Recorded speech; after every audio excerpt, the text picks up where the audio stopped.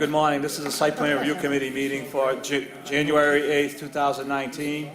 Committee members present today are Police Chief James Guido, City Assessor Dana Bangiaforti, Building Inspector Ben DeCristoforo, myself Frank Stringy, City Planner, Nick Rystrom, City Engineer, Erin Leary from Revere Fire Department, Joe Maglione from Revere Water and Sewer Division, and Mark Locke, Plumbing Inspector.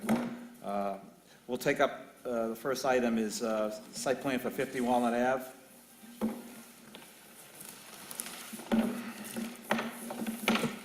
Good morning. Good morning.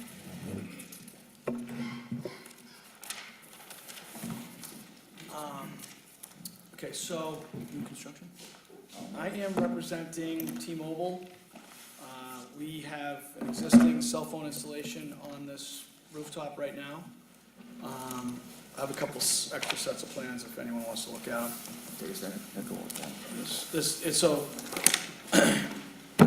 This is done in, there's two sets because it's two different projects, but we're hoping to construct them at the same time. Same address? Same address, it's the same, we're gonna do construction at the same time, it's just a T-Mobile, it wouldn't make sense if we only had one set of plans because of the way it starts.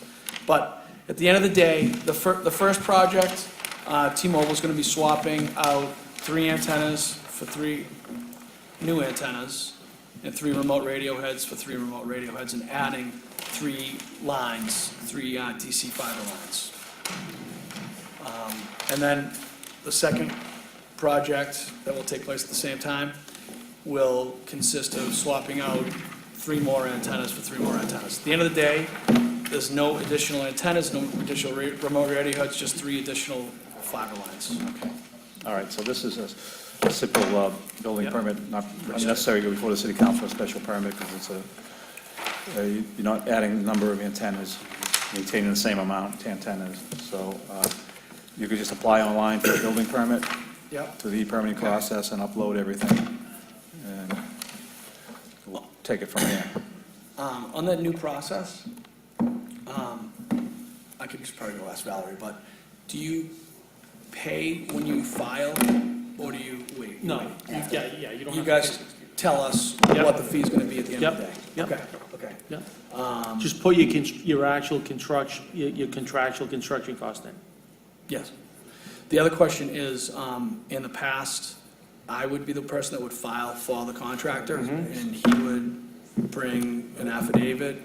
So you can do that as use long as he attaches his builder's license, his Okay, state yeah. builder's license to the application, but you have to also include your electrical permits and no plumbing, just electrical.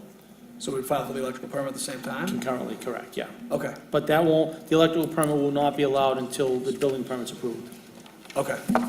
So I can just file using his contractor's license and his insurances and everything? I don't You need can. Okay, excellent. Okay? Thank you. All right.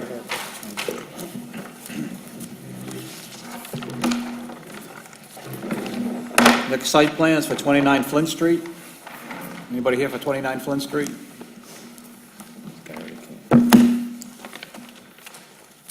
All right, site plan for 646 Ocean Avenue.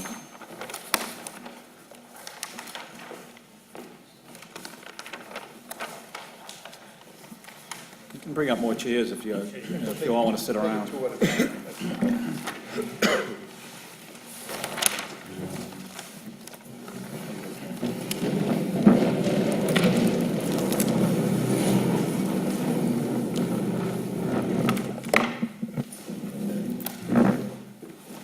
Good morning. Morning. How's everybody? Good, how are you? I'm just fine. My name is David Jacklitz. Met we've met before. Yep. Some of you we've met before. Thank you very much. Appreciate you having us here today to make a presentation. With me today is Mark Forlenza from the Belfonte Companies. You have to excuse me. I've got a hell of a cough.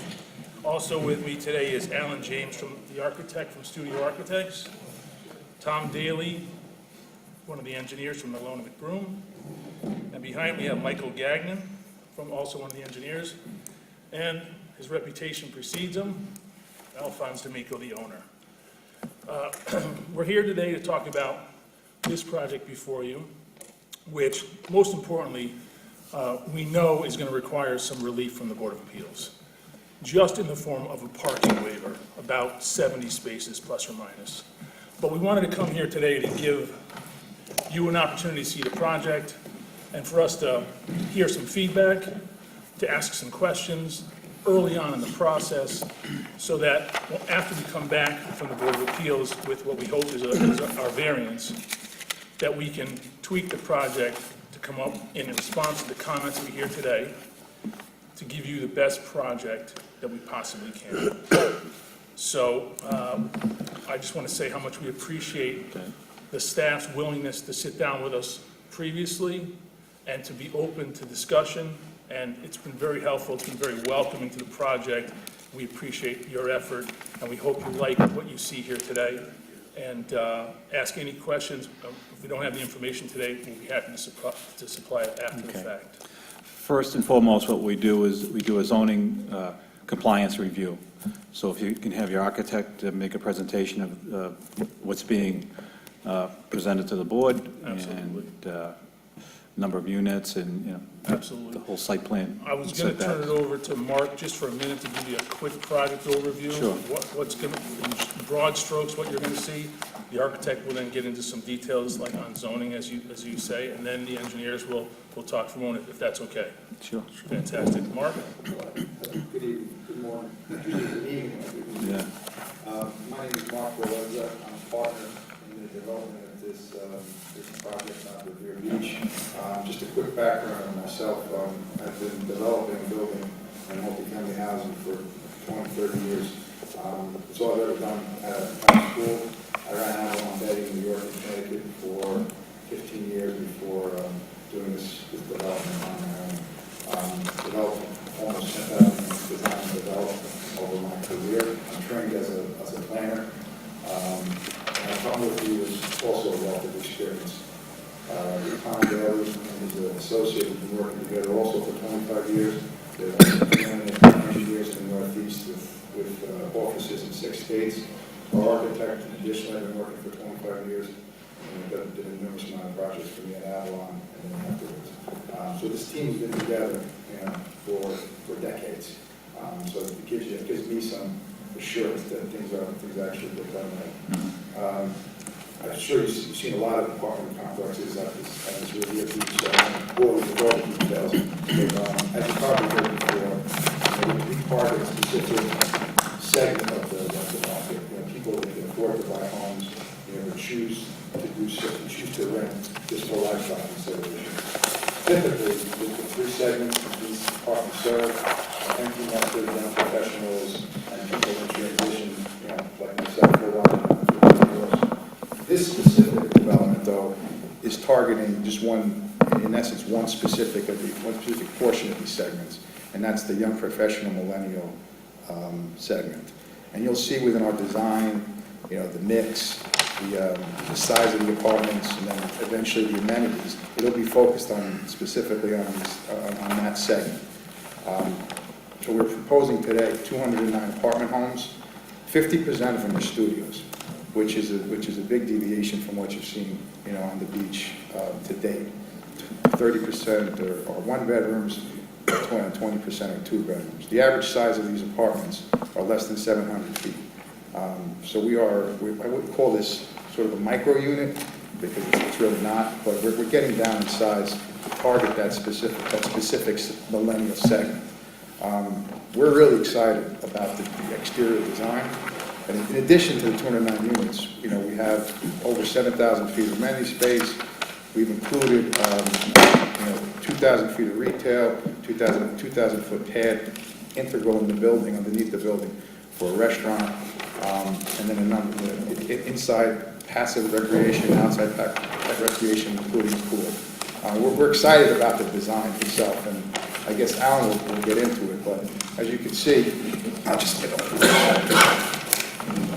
This is a rendering of the community. On the north side of the site,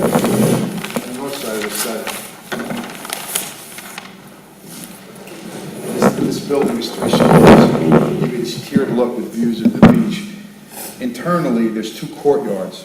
An exterior courtyard and then a large 4,000-foot, recreation center that bridges in, that goes underneath the building into an interior courtyard. And Alan will show you that. I think the design itself is one of my favorites that I've done in 30 years, just the way this apartment community is tiered, and the intermix between outside and inside, passive and active recreation. But Alan will get into the specifics of the courtyard when we page through the drawings. Just to reiterate what Dave said, we're here to get your feedback. Most importantly, we know that we have to go to the ZBA, so please give us any comments, any points you'd like us to look into, and next time we're here, we'll sort of address them. So, Hi, Alan James again. Mark pretty much said everything I was going to say, so I'll kind of keep it brief, but I will walk you through it. One of the things when we started this, Mark actually had me break the building up. This originally was more of a solid mass. He wanted to open the center up for views, but also just so that it wasn't a solid wall on the beach. So I think that's an important part of the design, and yeah, it's a great. We would have really hit on that ourselves. That's glad you made fun of it. So, when we approach these, we always look at what's around, what inspires us, and just some of the things, that we looked at. before we do anything, we sort of visioning study, we look at the most important aspects of Revere, we look at the buildings we kind of like, and we try to take, pieces of the pieces that we like from the other buildings and bring them into our building, so you don't get buildings of different scale and mass and. But in the context of a new design, so we're not copying things, we're really trying to create the flavor, but make it unique, which I think is Exactly what we're looking for. we did do the sun angles, and these are, pretty long, but that's winter solstice, so that's December 21st. Long shadows in the summer, again, in the adjacent neighbors, it's fairly compatible with what's out on the beach already. So you can see here a little bit more how the pool over there's retail, parking garage entry. Let me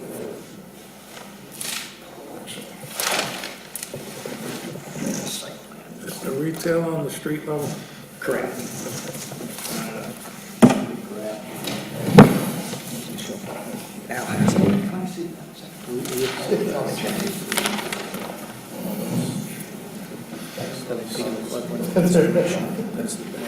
So you can see plan and split sections, so the pool sits above these street retail areas, and we're not 100% sure, obviously, because these haven't been leased, whether this is going to be all restaurant or all retail, so there's some flexibility in the parking.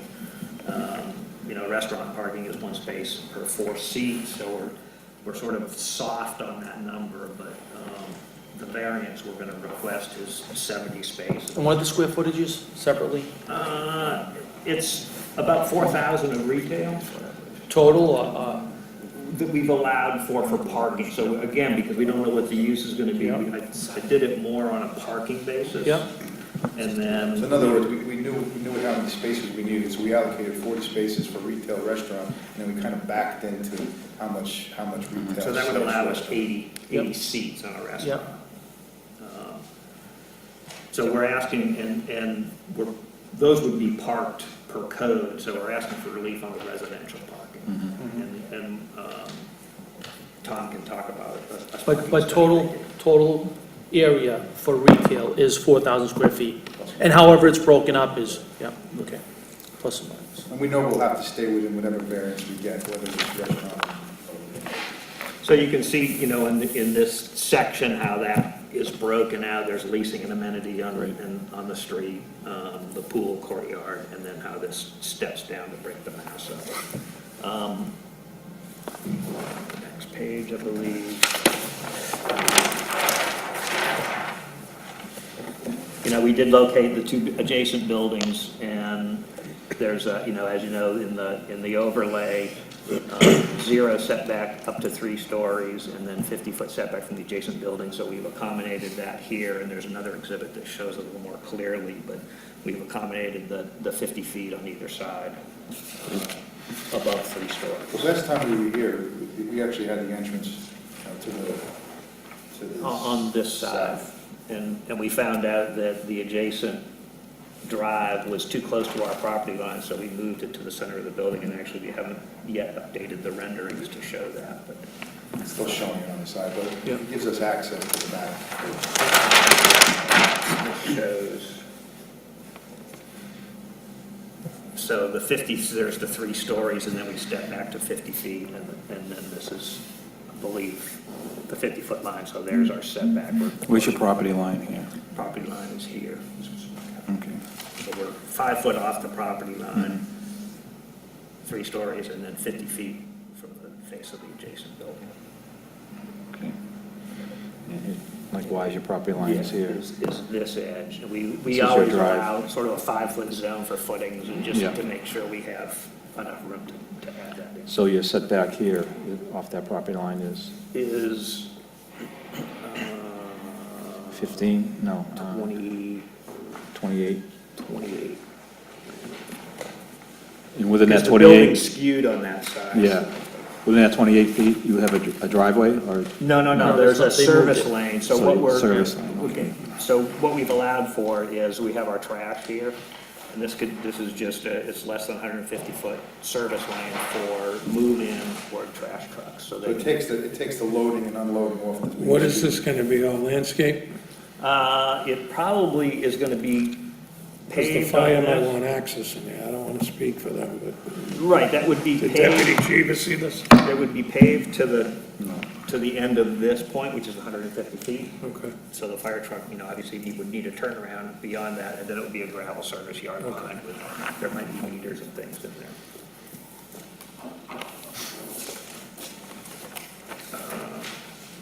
Yeah, so obviously it's 5 stories over 2 levels of parking.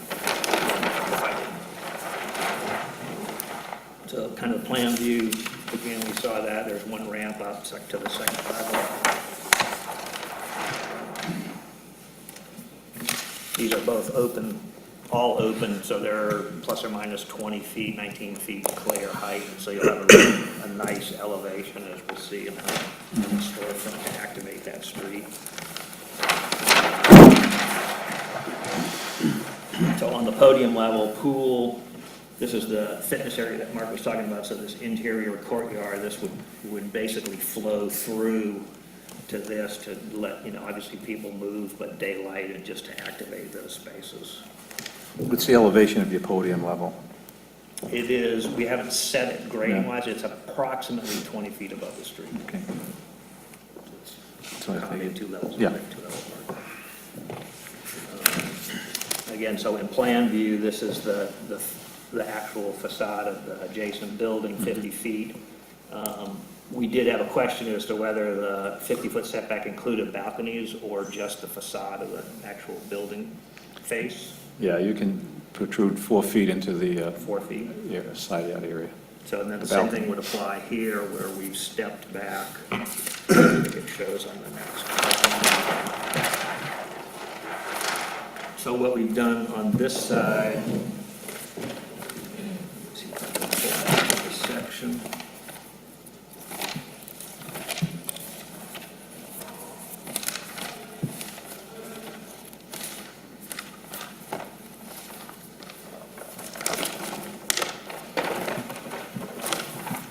So once we get above 3 stories, what we've done is step back to these smaller studio units here to get our 50 feet, and then we would like to, if we could do a 4-foot balcony Yeah. projecting into that 50 Yeah. feet, we would ask for that. I think the other thing that we would, to ask the question on the frontage, we're, 0 setback on the front. This side, we're really clear on the right-of-way, but we didn't know if we could get any encroachment on the right-of-way above 20 feet on the balcony. No, all right. So it's just only-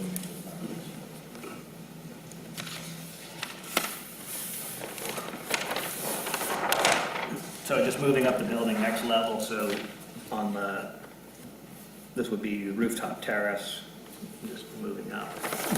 And that's the break in the building, so it really, you know, the front of the two buildings, so this is 3 stories and this is 5 stories. So what we do, move these over here? This is, they could do that, yeah. And what about the? That one, I believe, because of the curve in Ocean Avenue, those On your- are not in right. the right of way. This was where we were really tight right through here. So this one probably have to come around the corner, and this one as well. So you're right up against one property line in the We're front. on, yeah, we are on probably a foot or less. So is there a landscape? Yeah, can you go back, the terrace on this side, above the 3 stories, what do you intend to use that space for? They would just be, they would be private Balconies. balcony for this unit, and then these would have a 4-foot. Mhm. Yeah. Okay.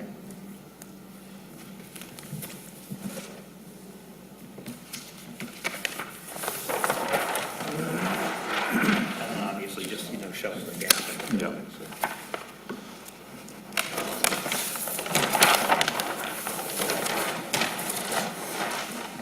Can you quickly go back to your amenity areas? What are you providing for amenities inside the As far as building? interior? Yeah. Mark, you might want to talk a little bit more about that, but essentially, These renderings over here are suggested. you know, the fitness club room, the normal kind of cafe. Typically what we've been seeing. Correct. Specific target. For that clientele, specifically yeah. to younger professionals. Yeah. So that's kind of a rendering of sort of the interior courtyard. Yes. You know, and the clubhouse would be sort of the So that's clubhouse this recreation courtyard, center. is this interior. So we're looking at this courtyard here. Sorry, I'll take it from you. So this, you know, this courtyard is more passive recreation. I don't know if we're gonna put the fountain here, but it's more of a passive recreation, flows through to this amenity area, which would have, you know, probably bigger than what you've seen, you know, club room, you know, fitness equipment, game room. We haven't really delineated the space yet, 100%, but that's sort of the intent. If you walk through these doors. But to it the seems club- rather large. It's gonna big. be a good area, yeah. It's a generous Yeah. space. and Yeah. it's- It really is meant to be and will be designed to sort of flow through Yeah. so that that space really feels like Yeah. one large Yeah, space. and then you flow through to the back to the pool area, which, you know, which has, Yeah. which has the views to, So that's, you understand, the bar has been set pretty high with these other as they come in terms of amenity space, and that's where you set yourself apart. people's getting. And that's where people are looking at, is the amenity space when they make decisions on which buildings to go into, so. And we'll have, It's an we'll have important light feature. repair, you know, in there Yeah. because it caters more to the young professionals and that kind And of. we included a lot of bicycle parking in the deck as well. Every nook and cranny in the deck has bike parking in it. And within the apartments themselves, there'll be the ability to hang their bikes if they're not outside. That's the kind of sort of small detail that will target to, you know, that specific segment.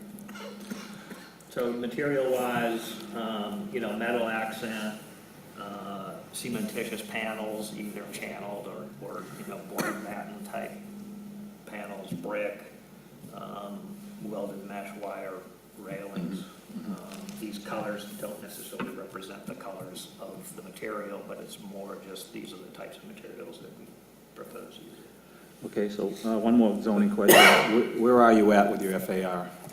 We are about, I think we're allowed 216,000 based on the site, and we're. 3.6, yeah. We're in the 140 range. Oh, So you're well under the, Well under. It wasn't that we wouldn't want to build more, but we constrained it to parking. yeah. Is the parking the only relief you're seeking? Yes. If you were able to change the side yard setbacks, would you be able to add more parking? No. We're really, because of the way that the ordinance is written, it's under 3 stories, we can go to 0, 25 feet on them.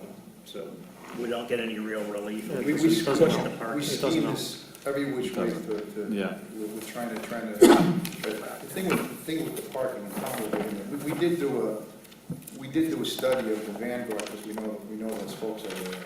And we did do a physical count on Sunday night at midnight. One of Tom's guys went out to the count. And what you see in the memo is sort of utilization based upon, you know, a mix and how many spaces is actually utilized. Now, we realized that that building, because we know the management company there, is only 82% occupied, so we adjusted for that. They don't have really any studios, they just have more ones and twos. Again, we're really weighted to the studios, 50%. And the code as it's written right now doesn't differentiate between studios and one bedrooms with respect to parking. So that's the first big difference. Second, we did count the spaces, and based upon their utilization rate, we think we're overparked. Based upon their utilization. That's not a true picture, Okay, tell me why. because they're charging for the parking spaces and the people are parking out on Ocean Ave. And we'll So if there was no parking in Ocean Ave, all those cars would be in the building. okay. That's my next question. Is the parking included in the rent? Yes. That will be a requirement of our Of site conditions. We've discussed this. Yeah, Okay. part of the lease. We can only sell for how many parking we'll- spaces they We'll have. verify those figures, because again, we know the management company there, we could see whether they're parking inside or out. So let me ask this question, because I'm the guy, the naysayer in parking. Is there enough parking for the residents? Why don't you give us those breakdowns, number of units and parking? Because Let's- the let's- retail at let's- nighttime, the restaurant, the parking garage would probably have room. But I'm worried about, does every resident have a place to park? Let's go on the, yeah, let's do the unit count and the parking count relative to the residential portions. Tom, you did. Yeah. This is the, So, Tom Daly for the record, and included in the submission package, we did include this memo. So, under this current mix, we have 168 studio and one bedrooms and 41 two bedroom. So 209 units. Tom, just want to give the breakout of the studios and ones Yeah. and twos, just give them individually. Yes. Yeah, so we have, on the title sheet, so for the studios, we're required to have 132.5 parking spaces. sorry, 160, We have 106 studios, and we have how many one bedrooms? 62 one bedrooms. 62 one bedrooms. So for the residential, we need 210 parking spaces. Okay? We are providing, and then if you add in 40 for Retail. retail, so, I'm sorry, it's what's required is 272 spaces. What's the total spaces you have 242. proposed? 242 on site. Well, you have, 242. And you have 210 for the 313 residents? required on the plan. Correct. So, okay, that's what I wanted to know. Yeah, And then, you know, because we don't know what the retail space is going to be, we allowed either by seat or. Yeah. Right. So there is some overage in that. And I think I agree that shared parking at night would. But you have 210 spaces Correct. and 209 units. Correct. No, 242. 242. Minus, yeah, but minus the retail, minus the retail. Correct. Yeah, let's take the retail out. for a minute. So basically they have one-to-one, Jimmy. That's One- what, so the residential meets the 1.07. parking requirements if there was no retail.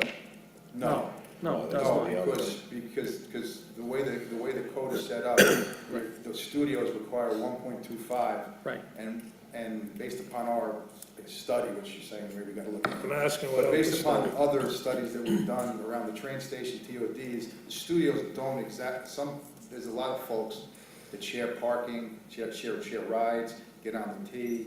So the studios don't actually generate one-to-one. They generate less than one-to-one. So what we're saying is, we have 50% studios. We have, in our past experience, it's less than one-to-one on the studios, and that's where we're coming up with the variance aside from. Now, did you look at, in that district, we do allow for tandem parking spaces, where you could have two Yeah, we couldn't- tandem. we You looked tried at to that, you force couldn't any of fit those in. Can I see Yeah, this for a minute, please? We just couldn't, Question. just could not. I figured you would, yeah.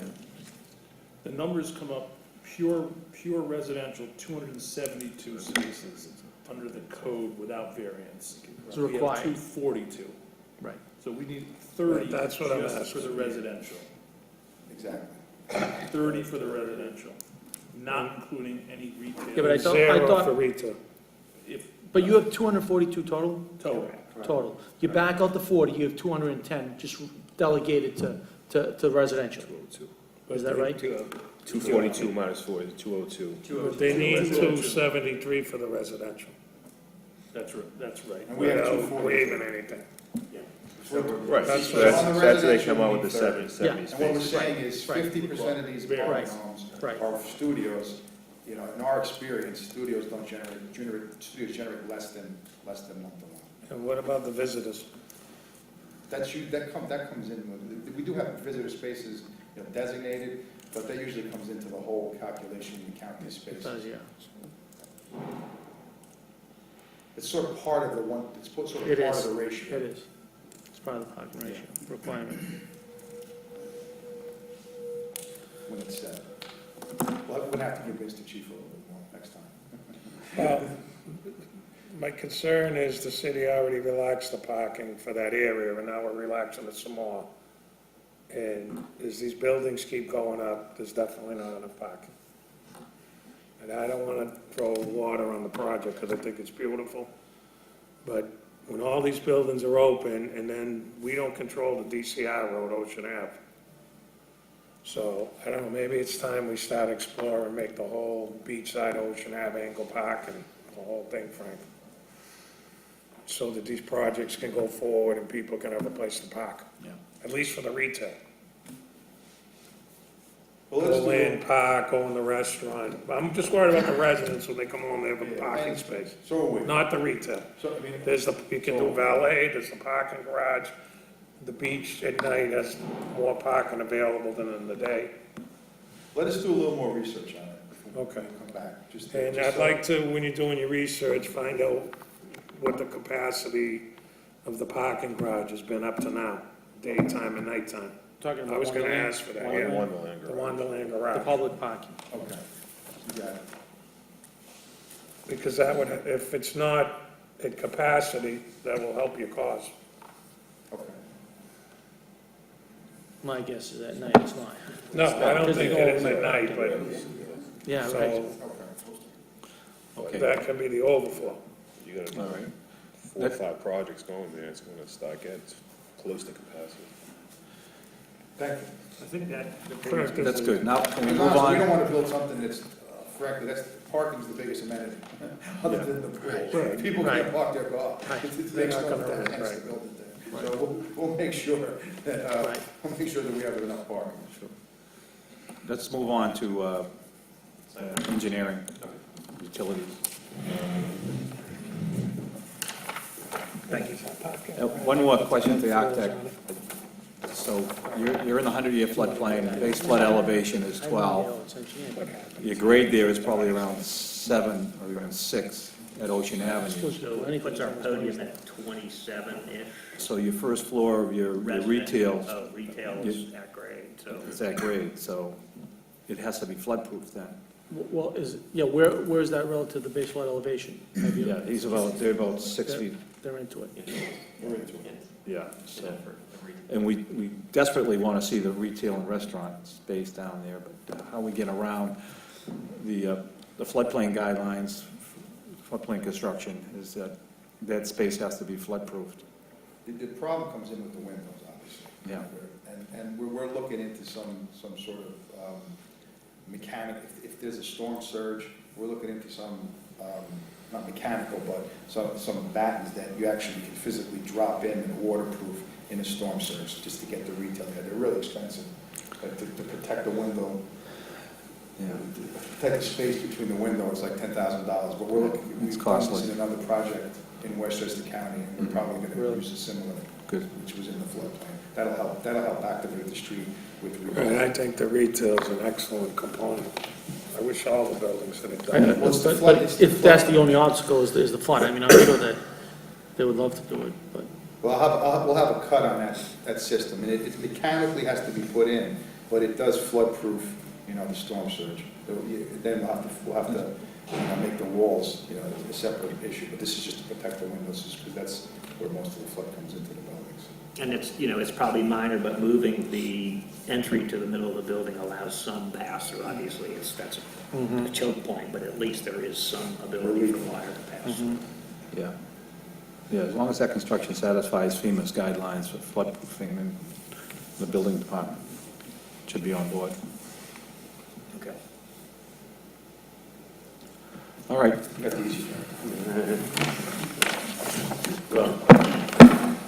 Well, as you all know, this site's, 90% building, not much to site work. But we've done some good coordination with the engineers on the adjacent properties, so we're well versed in terms of how they're dealing with stormwater, and those things, they're very helpful on that. But in terms of the streetscape, we'll be mimicking the other projects to make it feel like a seamless streetscape along as a architectural is different, right? But basically, as you pass down along the streetscape, it's a cohesive project. So we have incorporated, the elements here. These are raised planters with a granite curb, bringing in some. We do have on-street parking for 3 parking spaces here. But the real challenge on this project is we had 2 projects on our sides that really dictated what we were doing. And they both flanked, as Alan indicated, they flanked their driveways at their perimeter. And our traffic engineers were concerned about this conflict of cars on that. So working with Alan, we moved the driveway to the middle to create a separation distance between their 2 primary driveways. This is more of a secondary or a service driveway, but if we were having, our initial concept had driveways here, you would have had conflicts with people coming in, out, and turning there. So I think it's a better design. So we moved this to a nice, and actually it drives right into, if you look at the parking layout, it's really clean, comes right in. In terms of, we are adding, we're trying, this is their service yard over here. So we're trying to add some buffer plantings here to kind of screen that kind of back of house part of their project. Over in this area, we're looking at lawn, and then also probably similar, they have a kind of a gravel service area for transformers and those type of things. They would be located here, which would be adjacent to their driveway. That's generally about the site plan. With that, Mike's going to speak briefly about the stormwater and then some permitting. Are you bumping out the existing curb here? We matched the same curb line as the 2 adjacents, which I think they did. Yes, Yeah. they did bring out that curb line. I believe this is kind of generally where the curb line today, and it did bring it out. Yeah, I think that's necessary to create a plaza feel and create these Otherwise, it's these just a landscaping sidewalk, right? planters in there, Yeah. to give it some. So we were breakout. able to get this plan and this plan. The other engineer was able to share the as-built here in the design plans, but you can see, it looks like they bumped, you're right, because there's the painted crosswalk, and they pulled out in front of it. This is actually, that's 10 feet just there, so in here, you're probably getting 15, 20 feet of sidewalk. We like that. Yeah. DCR has to approve, it'll be part of your curb cut permit with DCR and street opening permit. And we We'll are look at all that. And we are proposing, I noticed on this project, they had building-mounted fire department connections, and we'll be mimicking that approach if that's what's All right, desirable. you should just meet with Yeah. Deputy Chief. That's a detail that I'm sure, we have enough facade there, and there's a hydrant right on that location, that corner, that we're gonna have to readjust. Right now, I think it's out here, we're gonna have to bring it into the new curb line. We have another hydrant, Oh, sorry, yeah, you're right, you actually have 2 hydrants Yeah. in the frontage. They're, so we have good access there in terms of hydrants. Mike, you want to speak about That one. Good morning. For the record, Mike Gagnon, along in McBroom. So what I'd like to do is just kind of give you an overview of the stormwater management for the project. Under existing conditions, it's currently essentially a parking lot. So we approach this project relative to stormwater management as a redevelopment project, which is allowable in the Mass DEP stormwater management guidelines. But that being said, we obviously need to address all 10 standards of the stormwater management standards. So how we accomplish that is, first and foremost, peak flow attenuation, essentially a reduction of the runoff from the site. We were able to accomplish that through the use of a subsurface detention system, which is going to be located over in this area here. And really, that system is going to be a twofold purpose, not only for peak flow reduction, but in order to meet standard 3 of the stormwater management guidelines, we need to infiltrate a certain amount of water for groundwater recharge based on, for a redevelopment project. So that we were able to accomplish that through the leaching galleries here. Lastly would be stormwater quality, very important on these projects. We do have a stormwater treatment manhole that is proposed prior to on-site stormwater entering the system, particularly within any of the paved areas around the perimeter of the project that, that may have contaminants such as sediment and the other debris that's associated with paved runoff.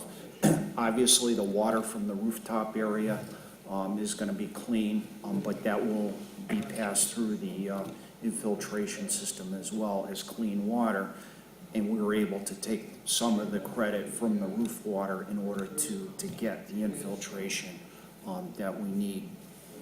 Lastly, we will be going before your Conservation Commission. We will be filing a notice of intent for the project, recognizing, as we had previously discussed, is we are within the FEMA coastal zone. So we're going to have to meet the performance standards in that regard. So we will be filing a notice of intent for that very shortly. Did you That's calculate basically an your, overview. Yes. did you calculate your stormwater runoff in terms of what area you have for these infiltration chambers? Do you have Yes. enough room to support that? Yes, we've actually provided a stormwater management report that was included with a submission that actually provides a breakdown of those flows into the system, as well as the storage capacity of those units as well. What's your design standard? 10-year. So the city. And then basically all, 25 years from- right, basically through the full spectrum, we were actually able to reduce peak flow, I believe, for the 25-year storm as well. So we'll be looking for a full stormwater management analysis, Mhm. which will show your peak flow and the associated volumes with each of the storms, Mhm. the 25-year being the design storm. Okay. We'll be looking also though for the 50 and 100 to be included in that. Yep. For information purposes. Okay. And then also any of your design, your drainage design, sizing. The hydraulic calculations. We haven't done the hydraulic calculations. Right, No, I assume that you're not at that point yet. right. That's something that. To support the pipe sizing around the perimeter of the project, yes. Yep. Okay. And all that, do you have, so you have your infiltration, is there are you expecting to infiltrate all of the runoff, or do you have an overflow of some type, or what's? We actually have an overflow that's provided here.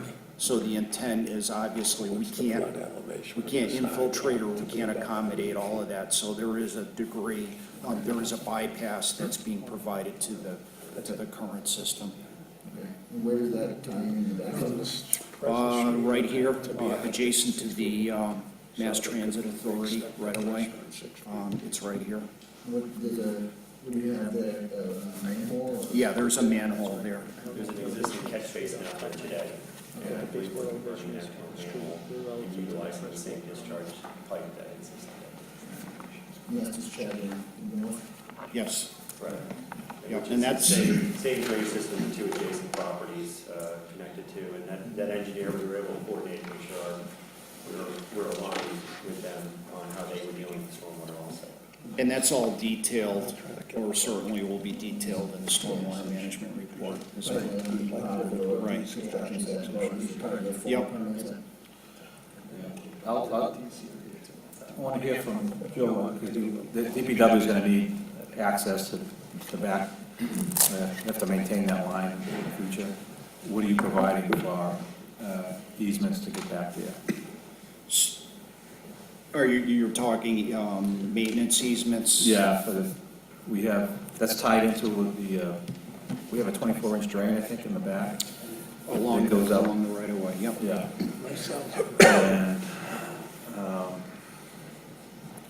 Well, we DPW is, yeah, needs to get back there, potentially an easement. access those manholes. Could be direct. I think we can show better on our plans, but I believe this pipe comes here, and I think there is a manhole here too. This- Don't they have access from Yeah. the other buildings? Yeah, they have, I think actually, we To be let able to them go drive across the back here? property. I don't know, I'll have to, We have to Further look go. at it, but we don't need every building, we just need some way for them to get behind all of it. Access to. Joe's gonna be back. Those buildings put a back of the truck, a jet truck. An excavator, if you need to, Yeah, if they fix it or anything. everything has to be repaired back. Do you have any guidance based upon what easements the other two developments have offered that we can piggyback on? Basically, go back and get some measurements exactly what out there for the other two buildings. I know the problem's gonna be with this particular is where the train right away is on Mount Ocean, coming up to that fence with MBTA extended there on tracks. How close to the proximity of that?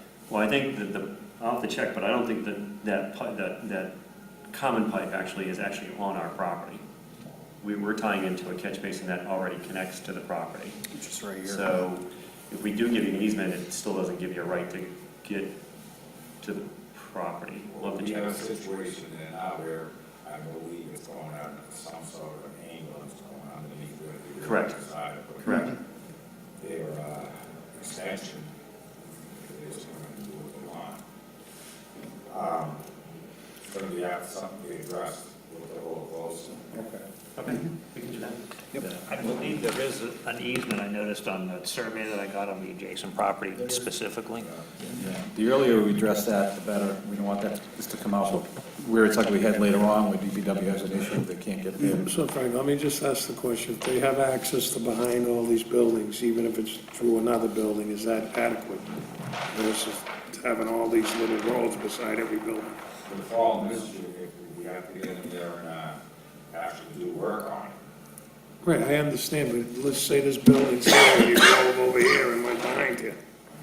That's all, isn't there a road behind, once you get behind there on all these No, buildings? they're right up, what's your setback? Right, that's what I'm asking. What is your setback from the building to, The closest is 5 feet, and it varies. see, it's tight. More than double that. Only 5 feet's not gonna be, if it's 5 feet between like the fence and the building, Oh, I you see, can't get it. behind him. We're going to have to look at it. That's something that you have to look at when you're putting together your, utility plan, it's something that needs to be considered. I believe we received copies of the plans, the storm drain plan, showing how exactly what we're looking at. Yeah, we'll have to look, Yeah, sit see, down, take a It detailed look may at have to be that. a cooperative approach between all the, properties. Yeah. 500. So, At some point, yeah, it comes over here and then it crosses, right? So, stuff like that. yes, somewhere. Right in the corner. What about, water? Water, have you done a hydrant flow test here yet? We are in contact with the water company and trying to secure it. Okay. Are you aware of the water line that runs through this property? Excuse me? Are you aware of the city water line that runs through this property? Through the property itself? Yeah. Like this, Go back.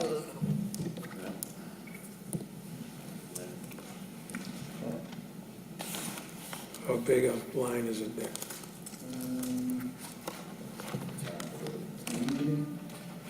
Yeah. So you'll have to relocate it. So that's something that you'll have to, so you're gonna put a building in, you're gonna talk about relocating it around the building. And that also has to be accessible for the city to maintain in the future. Nick, do you have a map of that? That I can get a copy of? Yeah, if you, outside of this meeting, if you want to talk to me, Because the surveyor didn't pick up an easement for that one. I think that we do have, I'll have to look at that. Is it active there?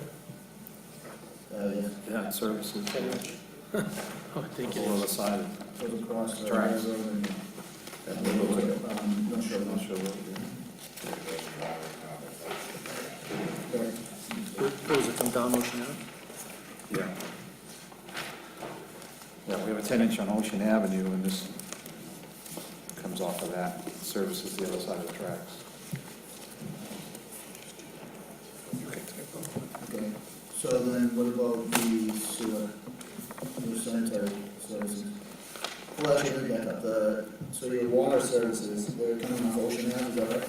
Okay. Your domestic and fire? Correct.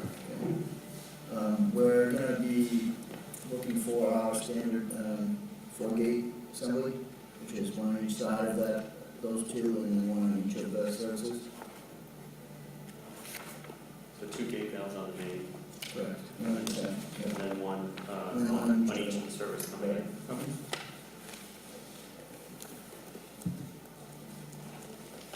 You just have one connection for the water? You know, the mechanical engineers aren't on board right now. I mean, that would be generally what my assumption would be, and then we would have some type of, working with the fire department, you know, fire department connection somewhere nearby on the face of the building as it's done. But at this point, traditionally we see one unless there's some, the only thing is, do we, Mark, would you ever consider the retail being metered separately? There might be, but potentially, once we get the mechanical on board, we'll coordinate with you on that. You can still separate it in the building. Oh, okay. You wouldn't necessarily need to separate it. Okay. Yes. And that'll be. Okay. And then, your sanitary, one connection for the sanitary coming out to Ocean Ave as well? That would be potentially, now, if we have a restaurant and we have to have a grease trap, then we have, You have to make provisions. yeah, I mean, I don't know what your requirements, can that be an in-sync unit or can that be exterior? So it's not a lot of space there to start combining these. So from a restaurant, there's two things we're doing. One, where we come out, we hit the grease trap, and we come all the way along the sidewalk and tie there. Yeah. It may make sense, if it is a restaurant, that we just have a separate connection through the grease trap for just, without having this lateral running underneath the sidewalk. That's hard to maintain. That depends.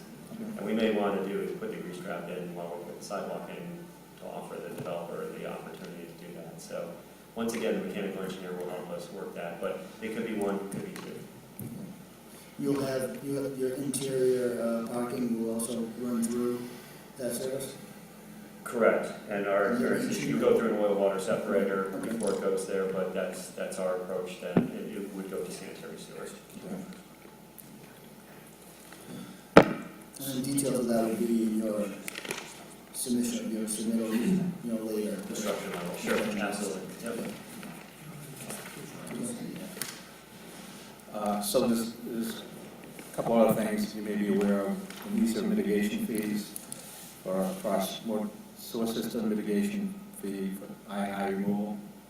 It's a formula based on number of bedrooms, 110 gallons per bedroom times 10 times $1.30 per gallon. I just did a rough calculation. You have a total of 252 bedrooms, and that would come out to $360,000 roughly for that. Also, anytime a variance or special permit is required, we have a community improvement trust fund that kicks in. Then that's 3% of the construction cost of that portion of the building that is built above and beyond what is allowed as a right. So in this instance, since you'll be short, whatever the parking spaces, you'll be short, we have to calculate the number of units that are going up above and beyond what is allowed as a right, and 3% of the construction cost of those units. We back into it with the parking. Yes. So whatever benefit we get with density. Could always reduce the units. It's not that much. Fortunately, they're small units, so 3% of the cost. We back it out, He's into 10 2 grand. bedrooms. So essentially, it would be 70 divided by 1.5, 47 units. 47 units. Something like that, Yeah. times whatever the value of that construction is, in a rough term. Okay. And what was the, 3%? 3%. Construction value? Yeah.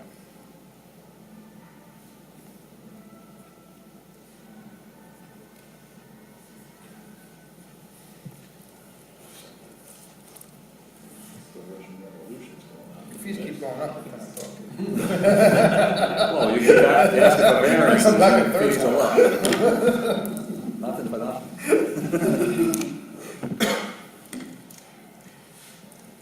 Frank, was there any discussion about crosswalks coming out of the building, crossing over Ocean Avenue? Not yet, they do, that's something they'll work out with DCR, because they have three actual bump outs.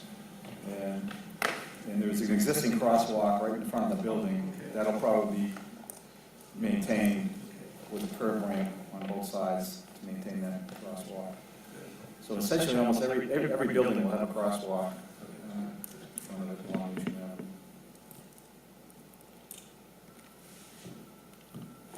So take a look at that when you file for your permits with DCR and show you where your proposed crosswalks are and curb ramps on both sides. Frank, as far as traffic flow, I know we've had a problem in front of 500 with the width of the roadway. Just a place for the camera. Working with DCR now to widen that Yeah. traffic plan that they had put together. And I just want to make sure that the roadway is wide enough in both directions and that it's properly marked. Yeah, that's Signalized. what we're gonna be looking at, is continue the existing layout plan that DCI has approved for the other buildings. So we have continuity of the roadway width and travel lane width. That's something that DCI will. And I know we're Sorry, we can process take that of one. changing it, and now DCI has the request. Yeah. We do. So you're decreasing sidewalk widths? No, they're just relining the roadway, Oh, you know, where the pedestrian walkway is, okay.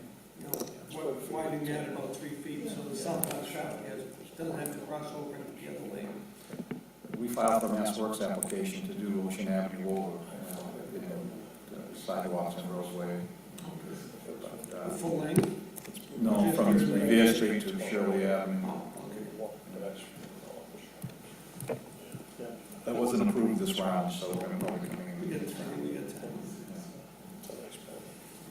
So David, one other thing, just so you know, this is subject to chapter 40, 54A letter. Yeah, Yeah, Yeah, I'm we- sure you're on that. yeah, because we're pertinent to the railroad tracks. Correct, so, yeah, Yeah, yeah. has EOTC been, So you have to actually notify them. we will, but have Give me they- the information and we can, and I'll I'll submit the letter to the DOT. Okay, fine. Okay, just, I think you have my email, but let me give it to you. Email me the owner's information, the unit count. It might be the right thing to do this now. I don't know if the unit count's gonna change. It may not really make a difference to DOT, but we may wanna get a letter in there. Yeah, we'll do. It'll We'll probably take- take maybe 30, 60 days to Yeah, to no get problem, the No approval. problem. and public Typically, hearing. I've done the submission, but you want to do the submission? Yeah, so I'll write the letter, I'll hand it to you, Oh. and you can actually submit it. Oh, that's Yeah, fine, yeah, okay, great. yeah. Your letter is a letter of no objection. Correct. Do you mind if we collect all your cards in case we follow up with some of these comments? I have the chief's cards. Just put the cameras in there, in the site plan level. Yeah, we were just talking over Yeah, here. that's a stand, that's an I automatic. have the chief's. I know, we were just talking over here about cameras. Yeah, that's You know about this, yeah.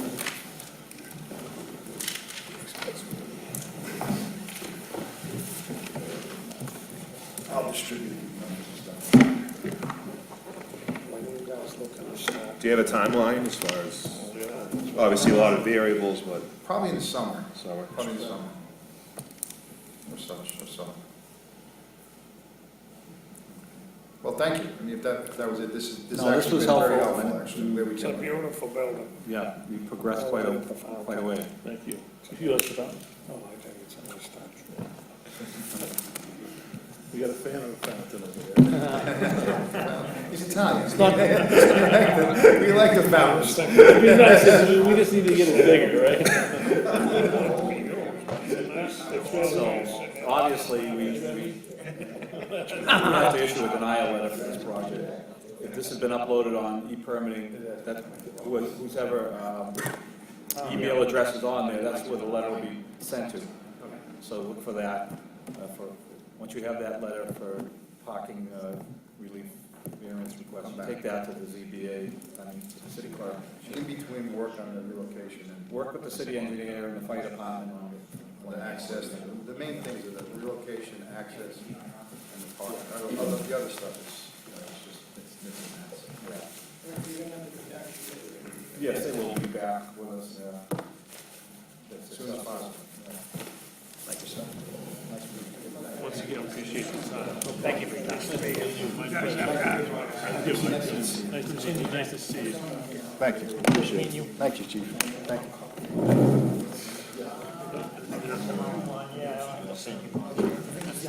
Looked at it, I jumped first.